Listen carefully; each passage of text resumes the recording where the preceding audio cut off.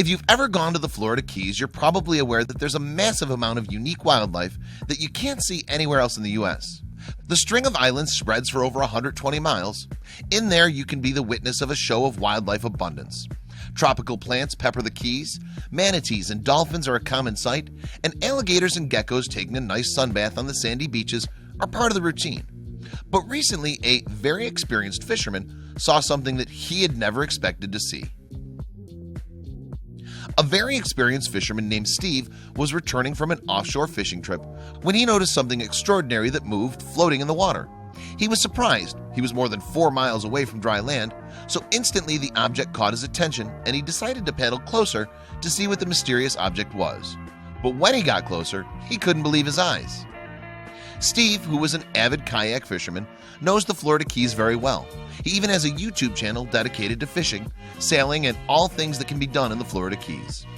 On his channel, you can see every kind of adventure that can be undertaken in such a place like the Florida Keys. But recently, something startled even him. Last October, Steve used his Instagram account to chronicle an event that captivated more than 1 million people all around the world. Steve's amazing reporting starts 4 miles away offshore of South Florida's world-famous Key West. He'd been facing the setting sun when he saw a weird-shaped object floating in the distance, wrote Steve on his YouTube channel called Key West Kayak Fishing. All I could see were multiple fins running down its back, so I thought it was some sort of palm frond that had floated offshore dragged by the tide. That was the more logical explanation. The Florida Keys have a lot of palm trees, and it's common to see some palm fronds floating away from the shore.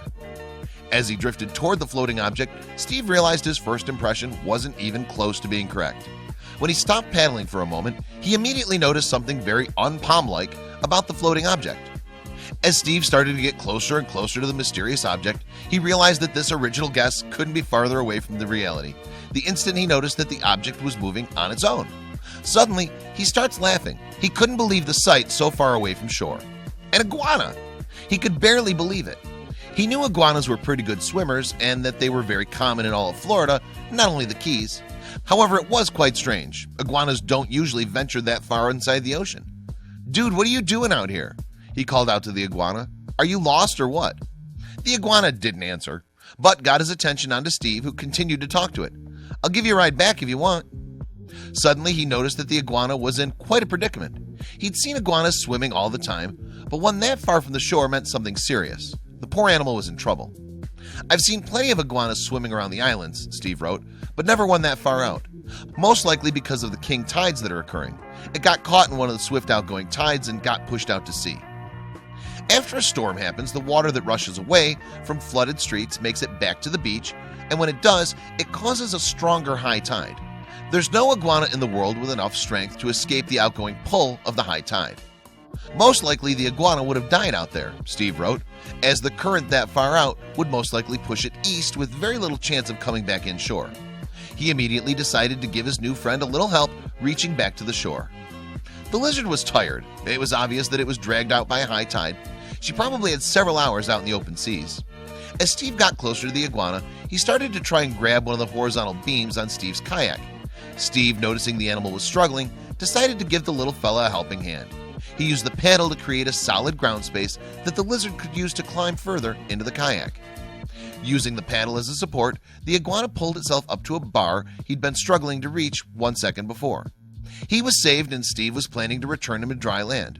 Steve had to make it to shore before the sun went down, so securing the iguana in a safer spot, the back of his cooler, Steve started powering his kayak home while the iguana enjoyed the view and a nice ride back home, glad to be able to rest after swimming for so long.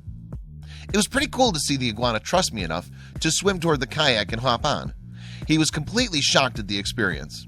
When they were close enough to the shore with the mangroves in sight, Steve watched as the lizard took a leap and swam to shore. The little guy must have been excited to see solid dry land. "Here's my stop, pal. Gotta go." After reaching the shore, Steve found the iguana clutching into some tree branches with a look on his face that said that the poor animal didn't want to lose its grip on the branch ever again. Luckily, Steve was able to give help to an animal in distress and was able to capture the entire encounter on video. Now Steve knows that there are animals who also enjoy kayak riding.